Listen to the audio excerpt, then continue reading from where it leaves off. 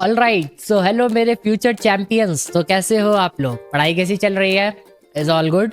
सो आप लोग को भी अगर दिक्कत हो रहा है क्वेश्चन सॉल्व करने में एनसीईआरटी के, सो आप सही प्लेटफॉर्म पे आए हो। हम यहाँ पे सॉल्व करेंगे क्वेश्चंस एनसीईआरटी के एक्सरसाइज सेट के। ठीक है, अभी तक के जितने भी वीडियोस मैंने अभी चैनल पे अपलोड किए हैं उसमें अभी तक एक्सरसाइज 1.1 का क्वेश्चन नंबर 1 हुआ है जिसमें एक ही क्वेश्चन था, एंड एक्सरसाइज 1.2 का क्वेश्चन नंबर 1 ही हुआ है। ठीक है, अब इस वीडियो में हम लोग क्या करेंगे, एक्सरसाइज 1.2 का क्वेश्चन नंबर 2 सॉल्व करने वाले हैं। ठीक है, तो चलिए हम लोग स्टार्ट करते हैं। This is your new NCERT, this is your new NCERT. ठीक है, ये आपकी न्यू एनसीईआरटी है, तो इसको अब मार्केट में मिल रहा है तो खरीद लीजिए क्योंकि आपके स्कूल्स में पढ़ाई हो रहे होंगे। ओके, सो क्वेश्चन ये है हमारा एक्सरसाइज 1.2, और ये हम लोगों ने कल डिस्कस कर लिया था। पिछले वाले वीडियो में हम लोगों ने डिस्कस कर लिया था कि ये कौन कौन से पैरामीटर्स दिए गए हैं और इसके बेसिस पे क्या क्या क्वेश्चन पूछे गए थे क्वेश्चन नंबर 1 में। तो ये पैरामीटर्स, ये सारी चीजें हम लोगों ने डिस्कस कर लिया था। सो डायरेक्टली हम क्वेश्चंस पे आते हैं। क्वेश्चन में क्या पूछ रहा है वो देखिए। क्वेश्चन में पूछ रहा है कि if the bathroom door has a hinge at B1, bathroom का जो डोर है उसका B1 हिंज है। हिंज कहने का मतलब जैसे ये पेन है, ओके, एंड इस पेन में ये हिंज अगर हम मान के चले तो ऐसा डोर बनेगा। जैसे मतलब ऊपर से देखो, ये टॉप व्यू बना रहा है, ये हिंज है तो ऐसे खुल रहा है, तो ये आपका जो ये वाला जो टिप है, ये इधर वाला जो है, ये है, ये आपका हिंज बन गया। ठीक है, ये हिंज बना। तो वैसे ही B1 हिंज बना हुआ है। ठीक है, B1 हिंज है, ये देख लो, B1 जो है, B1 आपका हिंज है। ओके, B1 हिंज है। और फिर क्या बोल रहा है, and opens into the bedroom, bedroom की तरफ ओपन हो रहा है। देख लेते हैं बेडरूम की तरफ सच में ओपन हो रहा है क्या। तो पहले B1 यहाँ पर है, यहाँ से B1 स्टार्ट हो रहा है एंड B2 यहाँ पे खत्म हो रहा है, ये है। और इसका ओपन जो है वो कुछ इस प्रकार से हो रहा है। ठीक है, इसका ओपनिंग जो है कुछ इस प्रकार से हो रहा है, कुछ मतलब इधर की डायरेक्शन में ओपन हो रहा है, बेडरूम की डायरेक्शन में। समझ में आ रहा है, बेडरूम की डायरेक्शन में ओपन हो रहा है। Will it hit the wardrobe, क्या वार्डरोब को ये हिट कर देगा क्या। तो देख लेते हैं वार्डरोब कहाँ पे है। तो वार्डरोब तो यहाँ पर है, W1 से लेकर के W2 यहाँ पे वार्डरोब है। थोड़ा सा और अच्छे से मैं रिफाइन वे में बना दूं, W1 से W2 ये वार्डरोब है। ठीक है, तो क्या ये इस वार्डरोब को, क्या ये इस वार्डरोब को हिट करेगा क्या, ये क्वेश्चन पूछ रहा है। एंड दूसरा क्वेश्चन क्या पूछ रहा है इसके अंदर में, are there any changes would you suggest if the door is made wider, क्या कोई चेंजेस आप सजेस्ट कर सकते हो अगर डोर वाइडर बनाना है। ठीक है, तो ये क्वेश्चन है हमारा। तो सबसे पहले मैंने अप्रोच बता दिया है। क्या बता दिया है? अप्रोच बताया है। क्या अप्रोच फॉलो करना है? अप्रोच ये फॉलो करना है कि जितने भी मैं एकदम इंग्लिश में लिख रहा हूं, जितने भी points that is coordinates question में यूज हो रहे हैं, क्वेश्चन में यूज हो रहे हैं, उनको सबसे पहले लिखना है। उनको क्या करना है? सबसे पहले लिख लेना है। समझ में आ रहा है? उनको सबसे पहले आप लिखिए।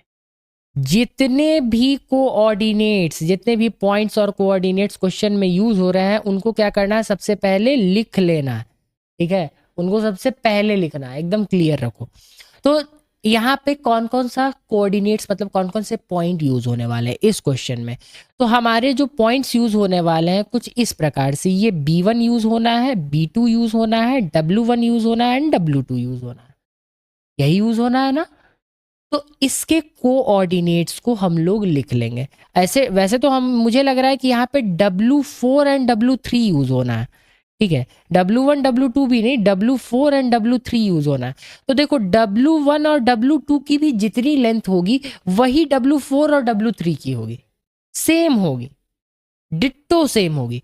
इसीलिए W4 W3 का उतना यूज नहीं करना है। हम देखो बहुत सारे टीचर्स क्या करेंगे कि W4 और W3 के कोऑर्डिनेट्स को लिखेंगे, फिर उसका डिस्टेंस फॉर्मूला निकालेंगे। अभी डिस्टेंस फॉर्मूला आप लोगों ने नहीं पढ़ा, मतलब इससे जस्ट पहले जो अभी जो चीज़ पढ़ाया गया होगा चैप्टर में, जो अगर आप वन शॉट देख के आ रहे हो तो कोई दिक्कत नहीं है। जैसे मैंने वन शॉट बना दिया एक बार में, फिर क्वेश्चन सॉल्व करना।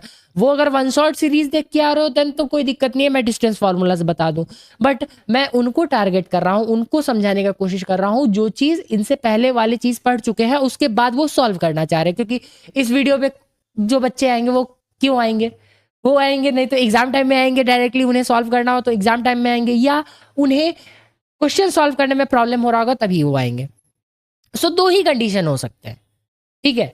तो ये सारी चीजें हैं। तो मैं कोशिश करूंगा कि डिस्टेंस फार्मूला ना यूज करूं, नॉर्मल डिस्टेंस फार्मूला यूज करेंगे, नॉर्मल वाला। तो W1 W2 जो है, जितना आसान वे से मैं समझा सकूं, सो W1 W2 जो है उसको क्या करेंगे, उसी को सेम डिट्टो उठा करके W4 W3 वाला डिस्टेंस पे रख देंगे, एकदम सेम टू सेम, ठीक है। तो यहाँ पे W1 और W2 भी यूज होगा। W1 W2 ज्यादा यूज होगा, W3 W4 नहीं उतना यूज होगा, ठीक है। एकदम क्लियर है? थोड़ा मैं माइक एडजस्ट कर लूं अपने अनुसार। ओके, ठीक है। सॉरी फॉर दैट, मेरी तबीयत थोड़ी ज्यादा खराब है।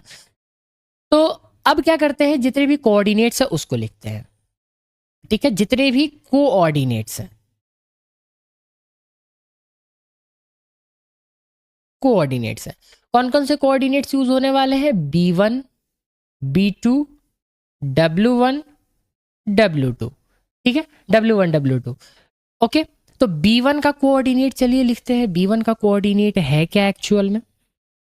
तो B1 का कोऑर्डिनेट यहाँ पे जो मुझे दिख रहा है, यहाँ पे B1 का जो कोऑर्डिनेट दिख रहा है वो दिख रहा है मुझे 1.5, मतलब 1 और 2 के बीच में। तो 1.5 हम लेके चलते हैं, ठीक है, 1.5 लेके चलते हैं। तो 0 1.5 एंड B2 का 0 4, ठीक है। B1 का 0 1.5, B1 का जो कोऑर्डिनेट यूज होना है वो है 0 1.5 एंड B2 का जो कोऑर्डिनेट्स है वो होना है 0 4।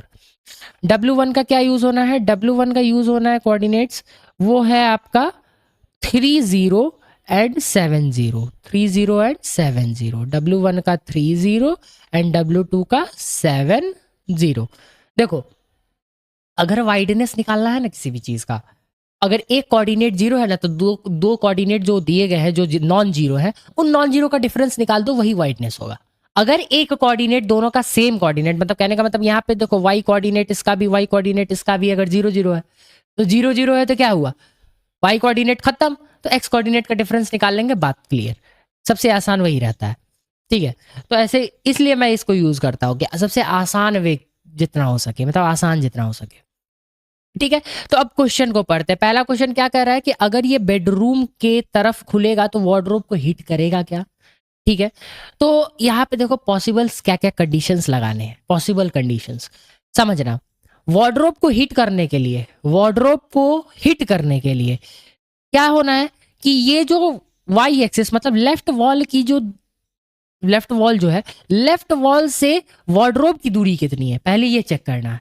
लेफ्ट वॉल से वार्डरोब की दूरी कितनी है, समझ रहे हो? लेफ्ट वॉल से वार्डरोब की दूरी कितनी है?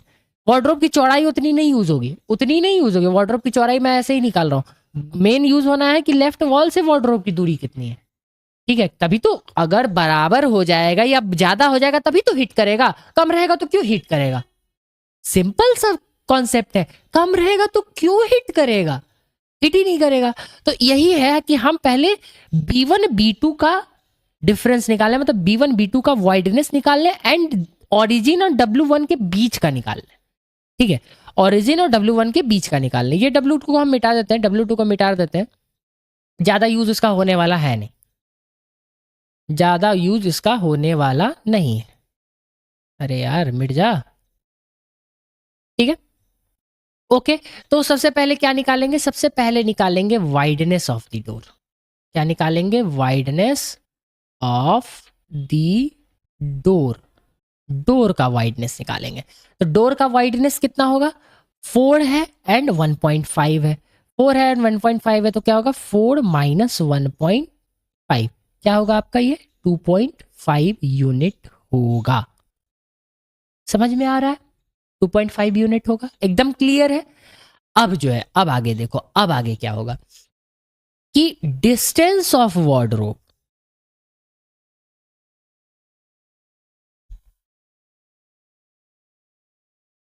Distance of wardrobe from Y axis, Y axis कहने का मतलब लेफ्ट वॉल, लेफ्ट वॉल से कितना डिस्टेंस है, तो लेफ्ट वॉल से डिस्टेंस एकदम क्लियरली यहीं से दिख सकता है कि W1 का कोऑर्डिनेट 30 है, तो मतलब 3 यूनिट होगा, क्लियरली दिख रहा है, यहां से क्या होगा ये 3 यूनिट होगा, तो यहां लिख देंगे 3 यूनिट। समझ में आ रहा है, एकदम क्लियर है, इस फिगर से क्लियर है, नहीं तो थंबनेल वाले फिगर से क्लियर कर लो। देखो थंबनेल वाले फिगर में भी आपको दिख रहा होगा कि यहाँ पे क्या है आपका, यहाँ पे देख लो कि वार्डरोब जो है एक मतलब ये खुलना है, B1 B2 यहाँ खुलना है, बाथरूम डोर ये थोड़ा सा इधर हो गया, गलती कर दिया है इन्होंने, तो ये खुलना है, ठीक है, ये इधर से इधर खुलना है, तो वार्डरोब को टच करेगा कि नहीं करेगा, तो ये 0 1.5 लिया गया है एंड इधर देखो यहाँ पे 3 यूनिट ली गई है, ठीक है, ये 3 ज्यादा कर लिया है, वो पूरा गड़बड़ा दिया है, ठीक है, थोड़ा गड़बड़ हो गया है, बट कोई नहीं, आप समझ लो ये यहाँ पे क्या है, यहाँ पे 3 यूनिट है, ठीक है, 3 यूनिट ये समझ लो, ठीक है, ओके। सो ये 3 यूनिट होने वाला है, तो आपको क्लियरली दिख रहा होगा, आपको क्लियरली दिख रहा होगा कि वार्डरोब जो है 2.5 यूनिट चौड़ा है, सॉरी वार्डरोब बोल रहा है, बेड ये जो डोर है वो डोर 2.5 यूनिट चौड़ा है एंड वार्डरोब जो है लेफ्ट वॉल से 3 यूनिट दूर है, तो क्या ये टच करेगा, क्या क्या ये टच करेगा, नहीं टच करेगा, तो यहां पे लिखेंगे know the door can't touch the wardrobe, can't touch the wardrobe when it opens into bedroom side।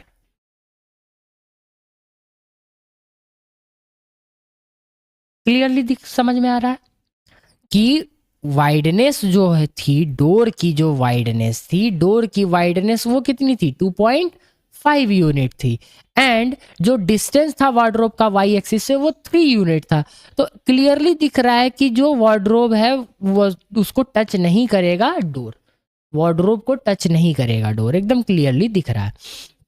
Now अब क्वेश्चन जो पूछ रहा है, क्या पूछ रहा है कि are there any changes would you suggest if the door is made wider, आप क्या कुछ सजेस्ट कर सकते हो कि डोर को और वाइडर बनाया जा सके, सजेस्ट कर सकते हो, तो देखो इसका सजेशंस आप लोग को खुद ही लिखना पड़ेगा, मैं सजेस्ट तो 2-3 से सजेस्ट कर सकता हूं, क्या सजेस्ट कर सकता हूं पता है कि यहाँ पे देखो W4 जो है, W4 यहाँ पे एग्जैक्टली इसको मिटा देते हैं, इसको पूरा मिटाते हैं,